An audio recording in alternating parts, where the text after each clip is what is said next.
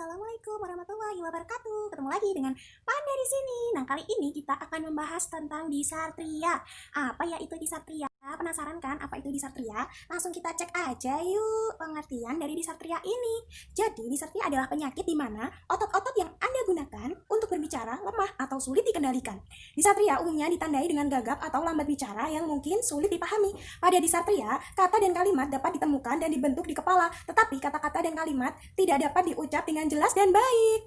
Jadi disartria itu tidak memiliki masalah bahasa seperti afasia ya. Jadi otaknya itu berfungsi dengan baik, tetapi organ bicaranya yang bermasalah gitu. Secara singkatnya sih gitu. Itu menurut Panda ya.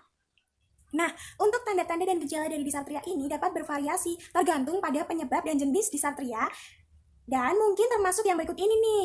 Jika Anda menderita disartria, mungkin Anda dapat memiliki ucapan cadel atau bergumam yang mungkin sulit dipahami. Lalu bicara Anda pelan, terus tidak bisa menggerakkan lidah, bibir, dan rahang dengan baik. Selanjutnya, suara atau bicara Anda terdengar seperti robot. Terus ada perubahan dalam suara, mungkin terdengar serak atau sengau. Selanjutnya, ketidakmampuan untuk berbicara lebih keras daripada bisikan atau berbicara terlalu keras. Selanjutnya, bicara serba cepat yang sulit dimengerti. Lalu, irama tidak teratur atau tidak normal saat berbicara. Selanjutnya, volume bicara tidak teratur. Nah, lalu ada irama bicara yang monoton. Dan masih banyak lagi tanda dan gejala lainnya. Nanti akan dibahas di part selanjutnya ya. Mungkin yang bawain acara si Encan Imut. Oke? Nah, tanda dan gejala dari disartria ini di setiap jenisnya itu beda-beda guys. Nah, lalu jenis disartria itu apa aja ya? Nah, yang pertama ada disartria flasid atau lemas. Terus yang kedua ada disartria spastik atau kaku.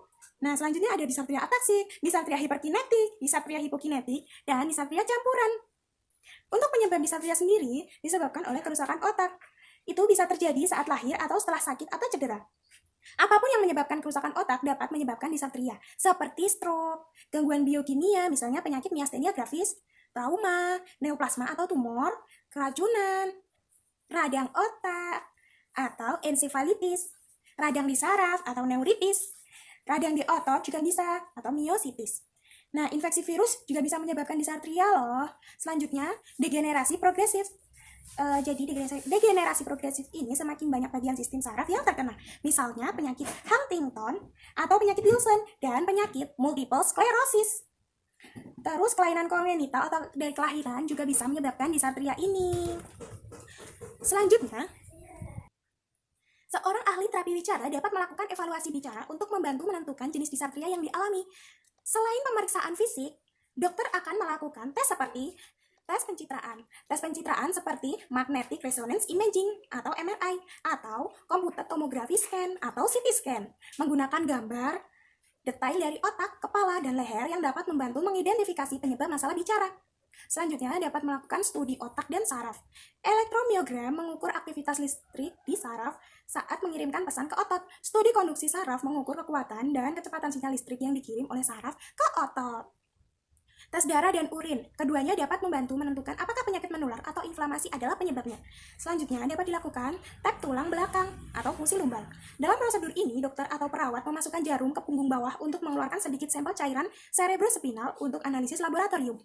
Fungsi lumbal dapat membantu mendiagnosis infeksi serius, gangguan sistem saraf pusat, dan kanker otak atau sumsum tulang belakang. Selanjutnya dilakukan biopsi otak. Jika dicurigai adanya tumor otak, dokter mungkin akan mengambil sedikit sampel jaringan otak untuk diuji. Dan terakhir dapat dilakukan tes neuropsikologis.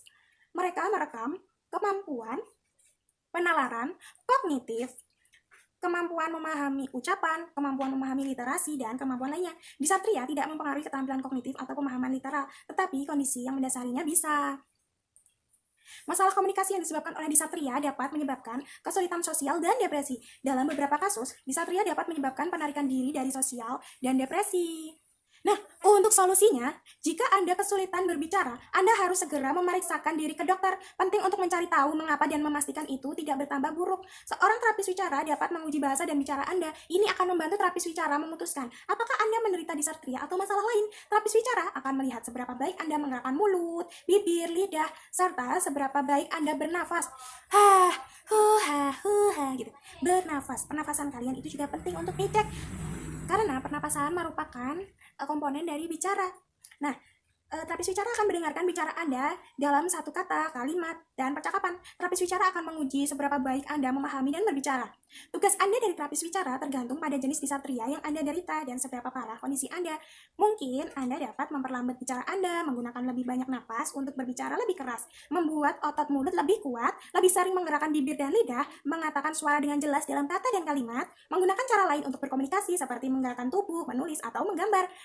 Terapis bicara juga dapat bekerja sama dengan keluarga untuk membantu mempelajari cara berbicara Anda untuk dipraktekkan di rumah.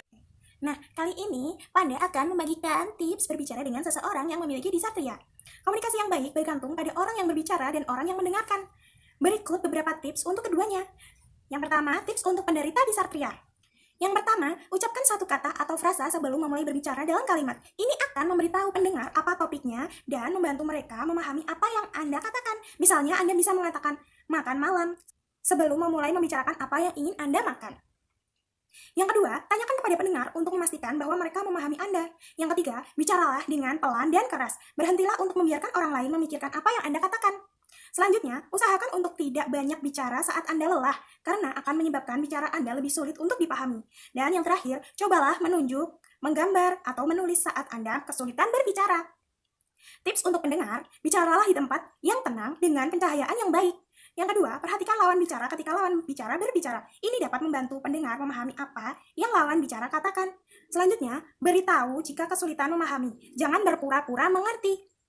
Ulangi bagian dari apa yang dikatakan yang Anda mengerti. Maka lawan bicara tidak perlu memulai dari awal lagi. Yang terakhir, jika Anda masih tidak mengerti, tanyakan pertanyaan ya atau tidak. Atau minta untuk menunjukkan atau menuliskan apa yang dikatakan lawan bicara. Nah, dari solusi tadi dan tips bicara tadi, berakhirlah video kali ini ya. Sekian dulu dari Panda ya. Sebelum Panda tutup, jangan lupa klik like, klik subscribe, klik share. Dan jangan lupa bunyikan tombol loncengnya biar kalian tidak ketinggalan video-video selanjutnya. Kalau mau bertanya juga boleh, langsung tulis di kolom komentar. Beri saran dan kritik kalian juga boleh ya. Oke, sekian dari Panda. Assalamualaikum warahmatullahi wabarakatuh.